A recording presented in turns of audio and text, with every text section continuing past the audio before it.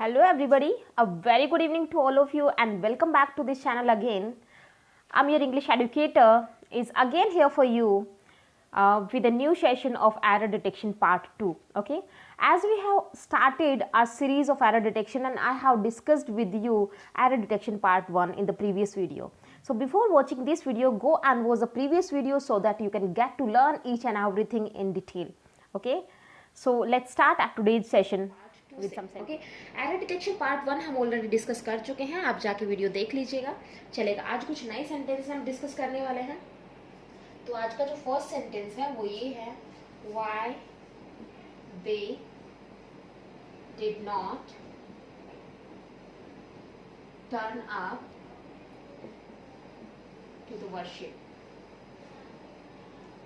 Okay, hopefully sentence clear होगा कि why they did not turn up to the worship. Sentence में इतना समझ में आ रहा है कि ये कह रहा है कि वो पूजा के लिए क्यों नहीं आए, ओके, या फिर उन्होंने पूजा अटेंड क्यों नहीं की। तो अब सेंटेंस में देखते ही आपको दो चीजें ध्यान रखनी है। सबसे पहले आप याद रखेंगे कि सेंटेंस सिंपल है या सेंटेंस इंटरोगेटिव है। ओके, अब चेक करते हैं कि पता कैसे चलेगा मैम कि सेंटेंस सिंपल है या इंटरोगेटिव है। बिल्कुल आपका क्वेश्चन सही है। Okay, simple sentence usually subject से स्टार्ट होते हैं, उसके बाद वर्ब यूज होती है, उसके बाद ऑब्जेक्ट है तो आप प्लेस करें, नहीं तो जरूरत नहीं है। इंटरोगेशन की अगर बात करें तो इंटरोगेशन दो तरह से स्टार्ट हो सकता है, ईदर विद WH वर्ड और हेल्पिंग वर्ब। ओके, बट दोनों ही केसेस में ये चीज ध्यान रखें, अगर WH वर्ड से स्टार्टेड है तो उसके बाद हेल्पिंग वर्ब होगा, फिर सब्जेक्ट होगा और फिर मेन वर्ब होगी, और उसके बाद जो भी एडिशनल पार्ट है वो एट लास्ट क्वेश्चन मार्क। अगर WH वर्ड नहीं है तो रेस्ट पूरा जो स्ट्रक्चर है वो एज इट इज नीचे आ जाएगा, उसको एज इट इज हम यूज करेंगे, main verb then extra part और लास्ट में क्वेश्चन मार्क। चलेगा, इतना समझ में आ गया है। अब स्ट्रक्चर को देखने से सेंटेंस समझ में आ रहा है कि इंटरोगेटिव है। इंटरोगेटिव में भी कौन सा है, WH वर्ड वाला केस है। ओके, इतना क्लियर हो गया है। चलिए, ओके, देखते हैं। अब आपको टेंस को आइडेंटिफाई, देखो आंसर इससे भी निकल जाएगा, लेकिन टेंस को भी एक बार देख लेते हैं क्योंकि टेंस की गड़बड़ काफी बार सेंटेंस में गिवन होती है। टेंस को देखने के लिए आपको सबसे पहले वर्ब पे जाना होगा, क्योंकि वर्ब ही टेंस का आइडिया देती है हमें, वर्ब ही टेंस को डिफाइन करती है कहीं ना कहीं। तो डिड नॉट टर्न दिया है स्टूडेंट्स। ओके, तो डिड प्लस फर्स्ट फॉर्म आपको दिया हुआ है, टर्न नहीं है, टर्न है। Okay, did plus first form मिल जाए या फिर कभी भी आपको सब्जेक्ट के बाद सेकंड फॉर्म मिल जाए, ऐसा कहीं भी दिखते ही समझ जाना कि सेंटेंस जो है वो कौन से टेंस में है, सिंपल पास्ट में है। ओके, सिंपल पास्ट में अगर आपका सेंटेंस है तो इतना समझ में आ गया, करेक्ट हो गया है कि सेंटेंस सिंपल पास्ट में है। अब स्ट्रक्चर चेक कर लेते हैं एक बार। WH वर्ड ऑलरेडी गिवन है, करेक्ट है। हेल्पिंग वर्ब आना चाहिए, लेकिन हमें तो सब्जेक्ट दिया है, तो हम इस हेल्पिंग वर्ब डिड को उठा के कहाँ प्लेस करेंगे, दे से पहले। तो ये सेंटेंस हमारा जो है वो क्या हो जाएगा, यहाँ से रिमूव कर दीजिएगा, why did they not turn up to the worship. Hopefully आपको समझ में आ गया होगा सेंटेंस। चलिएगा, चलते हैं हम दूसरे सेंटेंस पे, सेकंड सेंटेंस पे। Okay, now come to the second sentence, and the second sentence that we have is very easy sentence. We are living for Kerala today. Okay, writing पे नहीं जाना है, थोड़ा सा अजीब आ रहा है इसमें राइटिंग। तो आज हम केरला के लिए निकल रहे हैं। तो इस सेंटेंस को पढ़ने से हमें इतना समझ में आ रहा है कि फ्यूचर प्लान्ड एक्शन है, मतलब हमें डिसाइड हो गया ना कि क्या करने जा रहे हैं, कब कर रहे हैं, तो फ्यूचर का प्लान्ड एक्शन है। और स्टूडेंट्स याद रखिएगा, फ्यूचर के प्लान्ड एक्शंस को हम कौन से टेंस में डालते हैं, प्रेजेंट के कॉन्टिन्यूअस टेंस में डाल सकते हैं, इतना समझ में आ गया होगा। ओके, और प्रेजेंट कॉन्टिन्यूअस टेंस अगर है तो उसका स्ट्रक्चर हमेशा सब्जेक्ट होगा सिंपल में, फिर उसके बाद इज एम आर आप यूज करेंगे कोई भी एक, उसके बाद V1 प्लस ING यूज होगा, उसके बाद ऑब्जेक्ट यूज होगा। तो इतना समझ में आ रहा है कि वी आर लिविंग, तो ये स्ट्रक्चर हमारा मैच कर रहा है, that means our sentence is present continuous tense. तो इतना क्लियर हो गया है। अब हमें दिखाया गया कि we are living for Kerala today, present की ही बात हो रही है, that means your sentence is already correct, there is no error in this sentence. बस ये आपको याद रखना कि future planned actions present continuous में जाएगा। ओके, और प्रेजेंट कॉन्टिन्यूअस का स्ट्रक्चर में is am are plus ING होता है, V1 plus ING। Now come to third sentence. We have to return back immediately okay ये हमारा सेंटेंस है। तो सिंपल सा कह रहा है कि हमें अभी निकलना पड़ेगा, सडनली हमें वापस जाना पड़ेगा। तो एक चीज आप याद रखें, इसको देखते ही आप समझ जाए कि जब भी आपको रिटर्न और बैक साथ में दिया होता है तो सुपरफ्लुअस होता है। सुपरफ्लुअस का मतलब है दो सेम वर्ड जिनका मीनिंग एक ही होता है, क्योंकि रिटर्न का मीनिंग भी वापस आना है और बैक का मीनिंग भी वापस आना है। तो आप दोनों शब्दों को, दो एक मीनिंग के शब्दों को एक साथ नहीं प्लेस करेंगे। तो याद रखना, कभी भी रिटर्न प्लस बैक लिखा हुआ मिल जाए, ओके, या फिर रिस्टोर बैक लिखा हुआ मिल जाए, री अगेन, रिगेन, बैक, कुछ भी री वर्ड के साथ बैक अगर लगा हुआ है तो उस बैक को वहां से रिमूव करते हैं। सिंपल सा चीज है। Okay, now come to the next sentence. तो ये सेंटेंस आपका जो था इसे बैक एरर था।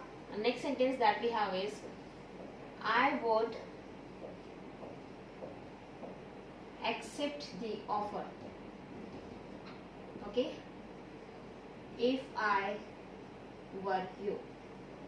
इस सेंटेंस को देखने से इतना समझ में आ रहा है कि सेंटेंस के अंदर क्या है। इसने बोला है कि I would accept the offer, मैं इस ऑफर को एक्सेप्ट करता यदि मैं तुम्हारी जगह होता, लेकिन मेरी जगह हो तो नहीं ना। ओके, दैट मीन्स ये जो स्टेटमेंट है, इस स्टेटमेंट से हमें इतना क्लियर हो गया कि ये सेंटेंस काल्पनिक है, ये सेंटेंस एक इमेजिनरी सेंटेंस है। ओके, दूसरा चीज हमें समझ में आ रहा है कि ये वाली जो बात है, ये बोला गया I would accept the offer, तब एक्सेप्ट करते ना जब मेरी जगह होते। तो ये चीज कब हैपन होती, ये वाला एक्शन कब हैपन होता, जब ये हो चुका होता। तो जब भी सेंटेंस में डिपेंडेंसी दिखती है, इस सेंटेंस में ये वाला हिस्सा इस पर डिपेंडेंट है ना, तो डिपेंडेंसी जब भी सेंटेंस में दिखती है तो एक चीज आप याद रखें, हाँ, एक चीज आप याद रखें कि सेंटेंस कैसा होता है, कंडीशनल सेंटेंस होता है। उस सेंटेंस को हम कैसे सेंटेंस बोलेंगे, कंडीशनल सेंटेंस। चलेगा, अब हम बात करना स्टार्ट करते हैं एरर की। ओके, तो कंडीशनल सेंटेंस की एक पहचान आप याद रखें, डिपेंडेंसी होगी। अगर वो इमेजनरी है, कल्पना की बात कर रहे हैं, तो इमेजनरी कंडीशनल बन जाएगा। और इमेजनरी कंडीशनल सेंटेंस का आइडेंटिफिकेशन समझ में आ गया है, तो याद रखें कि इसमें जो इफ क्लोज होता है, जिसमें कंडीशन रखी हुई होती है, उसमें सब्जेक्ट के साथ आप वर यूज करेंगे। क्या यूज करेंगे, वर यूज करेंगे, चाहे आपका सब्जेक्ट जो है वो सिंगुलर है या फिर प्लूरल है। इतना समझ में आ गया होगा। तो देखिएगा, इफ आई वर करेक्ट है, कोई दिक्कत नहीं, ही होता तो भी वर ही करते। Okay, you I would accept the offer, और जो ये वाला पार्ट है इसमें हम वुड प्लस फर्स्ट फॉर्म ही यूज करते हैं। ओके, क्यों, क्योंकि इमेजिनरी जो सेंटेंसेस होते हैं वो हमेशा ही सिंपल पास्ट को कंसीडर करते हैं। ओके, तो होपफुली समझ में आ गया होगा। चलिए नेक्स्ट सेंटेंस पे चलते हैं। नेक्स्ट सेंटेंस हमारा जो है वो है, चलिए आई थिंक फिफ्थ और sixth, I don't know, fifth लिख देते हैं, चलो कोई बात नहीं है। I am more lonelier, I am more lonelier than, I'm more lonelier here कर लो इसको, I'm more lonelier here than I was in the USA। Okay, देखो सेंटेंस में समझ में आ गया क्या बोल रहा है। वो कह रहा है कि जितना मैं यूएसए में लोनली था उससे कहीं ज्यादा लोनली मैं यहाँ पे हूँ, यहाँ पे फील कर रहा हूँ, मतलब अकेलापन। ओके, लोनली का मतलब अकेलापन होता है। अच्छा बच्चों, इस सेंटेंस को देखते ही समझ जाओ कि कंपैरिजन हो रहा है, क्योंकि जितना यूएसए में लोनली नहीं था उससे कहीं ज्यादा मैं यहाँ लोनली हूँ। ओके, तो ये कहना चाह रहा है। कंपैरिजन समझ में आते ही दिमाग में आनी चाहिए comparative degree, like good, better, best. तो ये जो सेकंड नंबर की डिग्री होती है इसे हम कहते हैं comparative degree. This one is positive degree and this one is superlative degree. Okay, दो कंपैरेटिव डिग्रीज को कभी भी एक साथ यूज नहीं करते हैं। कंपैरेटिव के तुरंत बाद कभी कंपैरेटिव डिग्री नहीं आनी चाहिए।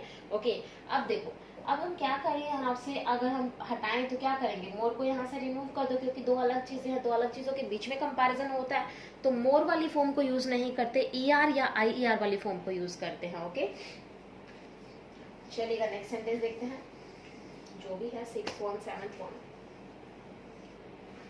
मे आई नो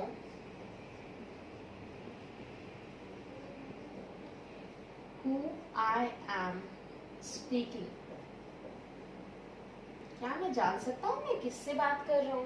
ओके, क्या मैं जान सकता हूँ मैं किससे बोल रहा हूँ। ओके, तो सिंपल सा ध्यान रखिएगा, इस सेंटेंस की बिगनिंग ही WH वर्ड से हुई है, क्योंकि वो क्वेश्चन पूछ रहा है, और क्वेश्चन पूछ रहा है तो WH word sorry WH word से नहीं, इंटेरोगेटिव वर्ड से, I am so sorry. Okay, तो लास्ट में क्वेश्चन मार्क का आइडेंटिफिकेशन है, तो इसकी वजह से सेंटेंस इंटेरोगेशन में गया है, ना कि इसकी वजह से। ओके, समझ में आ गया इतना? ओके, ये कंजंक्शन की तरह एक्ट कर रहा है स्टूडेंट्स, इन दोनों स्टेटमेंट्स को कनेक्ट कर रहा है। ओके, अब देखते हैं यहाँ पे क्या है सेंटेंस में। मे आई नो समझ में आ गया होगा, हु को छोड़ दीजिए थोड़ी देर के लिए। आई एम स्पीकिंग, कि मैं बोल रहा हूँ या मैं बात कर रहा हूँ।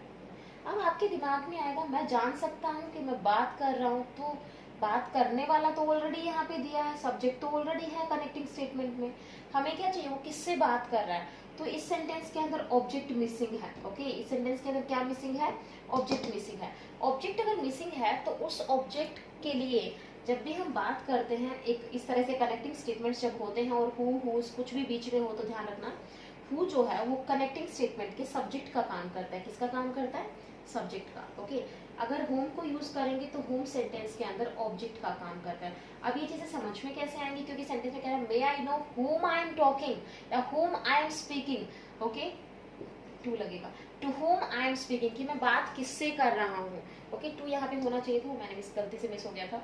ओके, तो हु नहीं whom होगा, क्योंकि वहां पे वो बात किससे कर रहा है। इस ये आई एम स्पीकिंग का जो एक्शन का जो इफेक्ट है वो किस पे पड़ रहा है, ऑब्जेक्ट पे पड़ रहा है। और जिस पे इफेक्ट पड़ता है वो ऑब्जेक्ट होता है, और उसी के बारे में वो पूछ रहा है हमसे, उसी के बारे में पूछेगा तो हम ऑब्जेक्ट प्लेस करेंगे यहाँ पे, दैट इज whom। ओके, अब भी नहीं समझ में आया है तो चलो एक और सेंटेंस लेते हैं इसी का। Okay, I know the man who slapped you। इस सेंटेंस को समझना है, सिंपल सेंटेंस है। मैं जानता हूँ किसको, उस आदमी को। आई नो द मैन, मैं उस आदमी को जानता हूँ। ओके, स्लैप्ड यू, तुम्हें मारा, चाटा मारा।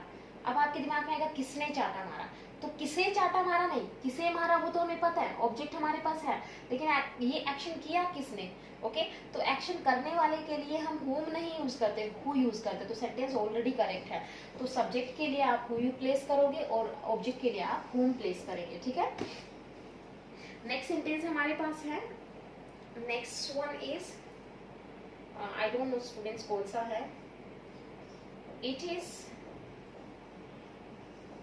Time we should have done. It is time we should have done something useful. Something useful. Okay? Okay. Sentence simple है कि अब सही समय है, ये टाइम है कि हमें कुछ यूजफुल करना चाहिए। ठीक है, कि कुछ यूजफुल किया जाए। तो स्टूडेंट्स यहाँ पे सारा गेम इसका है। ओके, जब भी आपको सेंटेंस में इट इज टाइम मिल जाए, इट इज राइट टाइम मिल जाए, इट इज हाई टाइम मिल जाए, कोई भी टाइम मिल जाए यार। ओके, ये एक्सप्रेशन जब भी मिलेंगे तो दो चीजें चेक होंगी। चेक करना है कि यहाँ सब्जेक्ट दिया है कि नहीं दिया है, या तो सब्जेक्ट होगा या फिर सब्जेक्ट नहीं होगा। ओके, दो ही चीजें हो सकती है। अगर सब्जेक्ट है तो उसके बाद जो वर्ब आएगी वो वर्ब हमेशा ही सिंपल पास्ट में रखनी है, दैट मीन्स सेकंड फॉर्म में होनी चाहिए। ओके, अगर यहाँ पे सब्जेक्ट नहीं है तो ये जितने भी एक्सप्रेशंस हैं इनके बाद हमेशा ही आप टू प्लस फर्स्ट फॉर्म का यूज करेंगे। Two plus that means infinitive बनाएंगे। चलो दोनों तरह से सेंटेंस को देखते हैं। इसमें सेंटेंस में आपको सब्जेक्ट दिया है, अगर सब्जेक्ट दिया है तो ये पूरी वर्ब जो है ये सेंटेंस की ये सिंपल पास्ट में होनी चाहिए, और सिंपल पास्ट में केवल सेकंड फॉर्म होती है। तो ये तो हेल्पिंग वर्ब है, मेन वर्ब हमारी ये है, तो सेकंड फॉर्म क्या हो जाएगा, वी डिड समथिंग यूजफुल। तो ये सेंटेंस करेक्शन होगा। चलो मैं इसको दूसरा तरह से इसी सेंटेंस को बना के दिखाती हूँ। अगर यहाँ सब्जेक्ट नहीं होता, लाइक सेंटेंस कुछ ऐसा होता, it is time should have done, कुछ ऐसा होता, तो हम क्या करते, it is time to do something useful. Okay, तो हम ये करते हैं। इतना समझ जाइएगा कि इन दोनों केसेस में से कोई ना कोई एक केस यूजुअली दिया होता है, तो आपको ध्यान रखना है उसका।